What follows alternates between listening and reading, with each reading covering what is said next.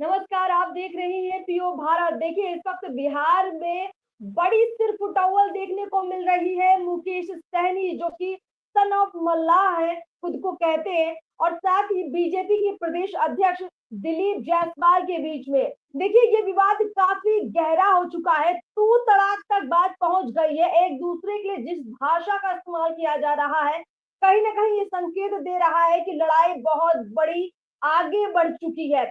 जो कुछ भी आरक्षण को लेकर मुकेश सहनी कह रहे हैं, और जिस तरीके से मछुआरा आयोग को लेकर बड़ा ऐलान किया गया है बीजेपी की तरफ से, सारी कहानी यहाँ से शुरू होती है। तो चर्चा में अंदर की बात ये आपको बताएंगे, साथ ही ये बताएंगे कि क्या अब बीजेपी के साथ गठबंधन नहीं करेंगे मुकेश सहनी। चर्चा में हमारे साथ प्रदीप झा सर जुड़े हुए हैं, राजनीतिक विश्लेषक है। सर, आपका बहुत बहुत स्वागत है पीओ भारत पर। बहुत बहुत धन्यवाद अर्पिता, आपका भी। सर, अभी आपने सुना वो बयान जिसमें दोनों नेता एक दूसरे पर भड़के हुए हैं। दिलीप जायसवाल कहते हैं कि अब मुंबई से आए किसी लड़के का झोला नहीं उठाएंगे मल्लाह, जो बिहार के हैं। और ये भी कहते हैं कि अब बिहार के मल्लाहों को समझना होगा कि उनके साथ असल में कौन है। उनके लिए 10-15 दिन में आयोग बनाने का ऐलान भी कर दिया है दिलीप जायसवाल ने। लेकिन इन सब बातों पर बहुत भड़के हुए हैं मुकेश सहनी। आपने वो बाइट भी सुनी होगी, उनका बयान भी सुना होगा। क्या लगता है, चल क्या रहा है? क्या ये सारी खिचड़ी गठबंधन को लेकर पक रही है? अर्पिता, इसमें देखिए, सबसे बड़ी चीज क्या है कि अगर दिलीप जायसवाल ने जिन जिन शब्दों का इस्तेमाल किया वो भी गलत था। मुझे लगता है कि राजनीति को व्यक्तिवाद से बचाना चाहिए, व्यक्तिगत हमलों से ऊपर रहना चाहिए राजनीति को। एक बात स्पष्ट है। दूसरा, दिलीप जायसवाल का एक कद होना चाहिए, भाजपा के प्रदेश अध्यक्ष है। ये बात सही है, मुकेश सहनी की बात से मैं सहमत हूँ कि उनका एक कद है। देश की सबसे बड़ी पार्टी के प्रदेश अध्यक्ष है तो उनका एक कद है, और उस कद के अनुसार बयान होना चाहिए। मुकेश सहनी के लिए कि कोई झोला उठा के आया मुंबई से, तो इस प्रकार के शब्दों से बचना चाहिए था। एक, लेकिन दूसरा एक और सवाल उठता है। सवाल क्या उठता है कि ये लोकतंत्र है, तो लोकतंत्र क्या नीतियों के आधार पर चलेगा, लोकतंत्र कार्यक्रम के आधार पर चलेगा, या पुराने जमाने की कबीलाई संस्कृति पे चलेगा?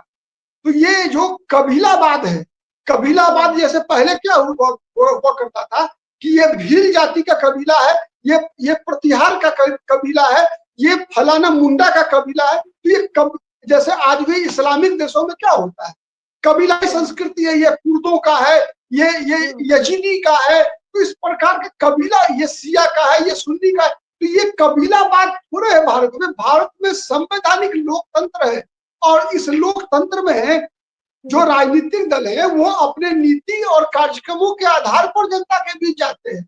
न कि अगर किसी एक मुकेश सहनी की किसी ने आलोचना कर दी तो वो मल्लाह समाज का आलोचना थोड़े हो जाएगा, वो आलोचना मुकेश सहनी की है। हाँ प्रदीप जी, एक सवाल ये भी है कि मुकेश सहनी जब पलटवार करते हैं दिलीप जायसवाल के बयान का, तो ये कहते हैं कि झोला उठाने वाले बीजेपी के अंदर होंगे। मतलब बिहार में कुछ ऐसे मल्लाह नेता हैं जो बीजेपी के अंदर है, वो झोला भले उठाते होंगे, लेकिन बिहार का कोई मल्लाह झोला नहीं उठाता है, ना इस तरह की राजनीति करता है। उसको तो बस आरक्षण चाहिए, जैसे कि बंगाल में, दिल्ली में इस तरह की बातें वो करते हैं। तो कहने का मतलब ये है कि किनकी बात कर रहे थे, कौन झोला उठा रहा है बीजेपी के अंदर, किन नेताओं का जिक्र यहाँ मुकेश सहनी कर गए हैं?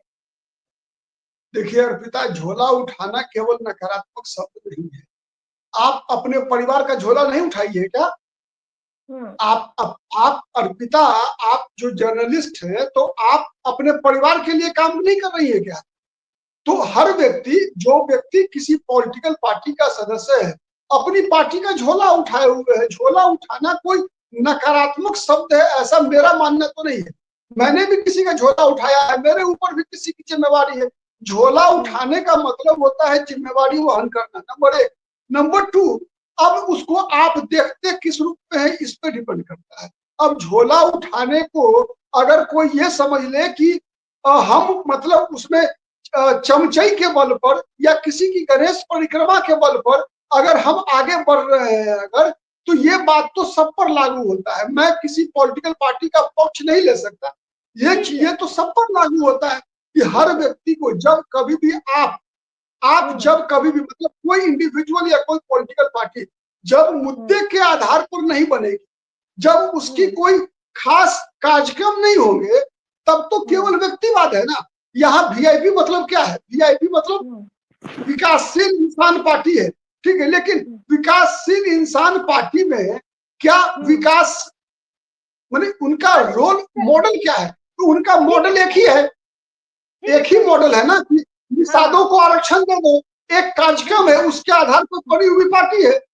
नहीं तो देखिए सवाल तो ये, मैं थोड़ा सा पॉलिटिकल सवाल लेना चाह रही थी। देखिए मुकेश सहनी और दिलीप जायसवाल एक दूसरे पर जो भी आरोप लगा रहे हैं उसके पीछे उनकी अपनी अपनी राजनीति है।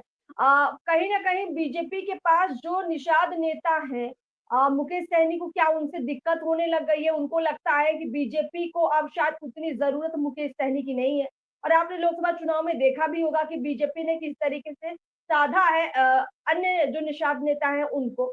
और साथ ही साथ अब जो गठबंधन को लेकर मुकेश सहनी बातें कर रहे हैं, वो कहते हैं कि अगर पीएम मोदी आरक्षण दे दे एससी कोटे में, अगर निषादों को शामिल कर ले, तो मैं बीजेपी के साथ गठबंधन के लिए तैयार हूँ। मैं पहले सवाल का आपसे जवाब लूंगी कि बीजेपी के अंदर कितने ऐसे मजबूत चेहरे हैं जो मुकेश सहनी से मुकाबला ले सकते हैं, या बीजेपी ने जो अपनी टीम तैयार कर ली है निषादों की अंदर ही अंदर?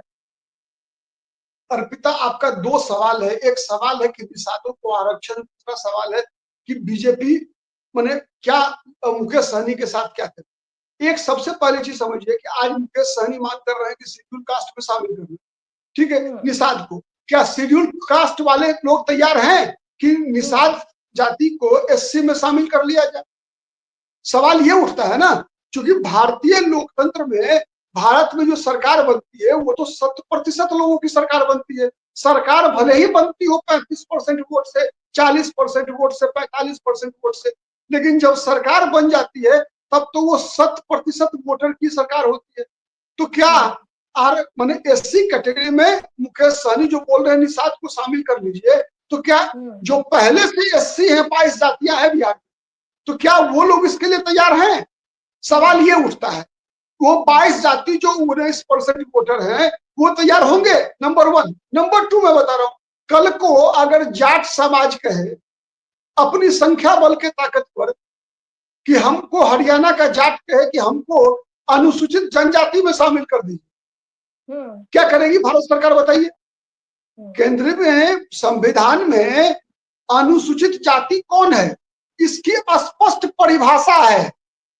मैं बताऊं आपको, अनुसूचित जाति कौन है उसकी स्पष्ट परिभाषा बी आर अम्बेडकर, बाबा साहब भीमराव अम्बेडकर ने लिखकर छोड़ा है। क्या ये लोग कसम खा के बोलेंगे कि बी आर अम्बेडकर गलत थे? कहिए मुकेश सहनी को बोलने के लिए कि बी आर अम्बेडकर से गलती हुई थी कि निषादों को अनुसूचित जाति में शामिल नहीं किया गया था। नहीं करेंगे।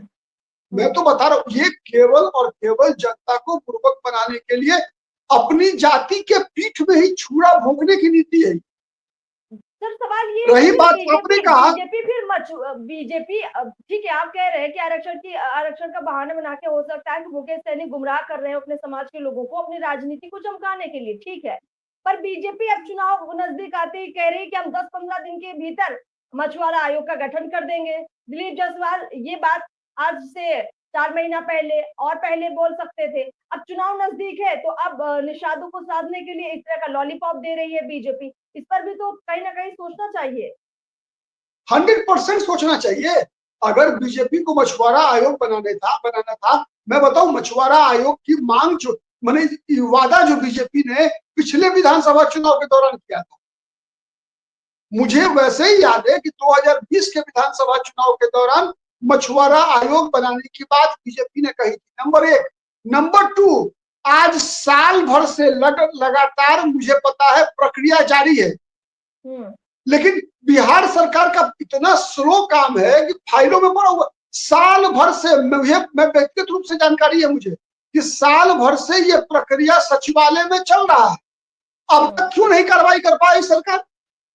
कौन लोग दोषी हैं? जो लोग दोषी हैं कार्रवाई होना चाहिए उस पर। आज जब 2 महीना 3 महीना 4 महीना पहले आप घोषणा करते हैं तो जनता को तो शक होगा ही कि ये केवल वोट लेने के लिए कर रहा है। तो दोनों के दोनों, मुकेश सहनी भी और दिलीप जायसवाल भी, दोनों के दोनों वोट की राजनीति कर रहे हैं। मुकेश सहनी ज्यादा बुर्बक बना रहे हैं, दिलीप जायसवाल कम बुर्बक बना रहे हैं जनता को।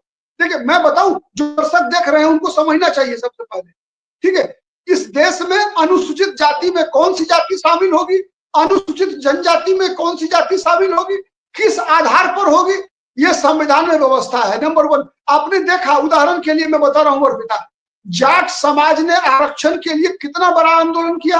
हरियाणा का जाट याद है, महिलाओं को बस से उतार उतार कर उनके साथ दुर्व्यवहार हुआ। गुजरात का पटेल समाज, पाटीदार समाज, हार्दिक पटेल, कहां गया आज हार्दिक पटेल? कितने जाट को पाटीदार को मरवा दिया गुजरात में, मरवा दिया ना। कितने शहर को जला दिया था एक रात में हार्दिक पटेल ने। ये केवल जनता को गुमराह करने के लिए ऐसे काम करते हैं ये लोग। अरे बाबा साहब भीमराव अंबेडकर ने अर्पिता, ये सभी लोग बाबा साहब भीमराव अंबेडकर का माला जपते हैं। बाबा साहब भीमराव अंबेडकर ने क्या कहा था? सबसे पहला शब्द क्या था उनका? 4 शब्द पहले, शिक्षित बनो, समर्थ बनो। शिक्षित और समर्थ बनो। शिक्षा के बगैर अगर बाबा साहब भीमराव अंबेडकर शिक्षित नहीं होते, अगर बड़का बैरिस्टर नहीं बने होते, तो इतने बड़े आदमी बनते क्या? तो बनो ना बाबा साहब भीमराव अंबेडकर की तरह। तो बाबा साहब भीमराव अंबेडकर के नाम पर जो है, ये लोग केवल जनता को जाहिल बना रहा है। बिहार देश का नेता सभी पार्टी के लोग शामिल है, कोई एक पार्टी के लोग नहीं शामिल है। बिल्कुल करेक्ट है प्रदीप जी। बस देखने की बात ये है कि ये जो चल रहा है, इसके पीछे की असली राजनीति जनता कब तक समझेगी। और चुनाव नजदीक आते ही इस तरह की बयानबाजियों का दौर बढ़ेगा, जुबान नेताओं की और ज्यादा कड़वी होती चली जाएगी, और कहीं ना कहीं ज्यादा ये दिखाने का प्रयास होगा कि हम आपके ज्यादा हितैषी हैं, और ये चुनाव के नजदीक आते ही और ज्यादा तेवर बढ़ जाएंगे। लेकिन फिलहाल हमें लगता है कि मुकेश सहनी भी समझ रहे होंगे कि अभी शायद बीजेपी को उतनी जरूरत नहीं है मुकेश सहनी की, इसलिए बीजेपी की तरफ से इतने कटाक्ष आ रहे हैं, और सहनी भी चाहते हैं कि कुछ अपनी अहमियत को बढ़ाएं। अगर बीजेपी ना सही, तेजस्वी की टीम में कम से कम कुछ महत्व जरूर मिल जाए। चलिए प्रदीप सर, बहुत बहुत शुक्रिया इस खास खबर पर चर्चा के लिए, तमाम बातों को शेयर करने के लिए बहुत बहुत शुक्रिया सर।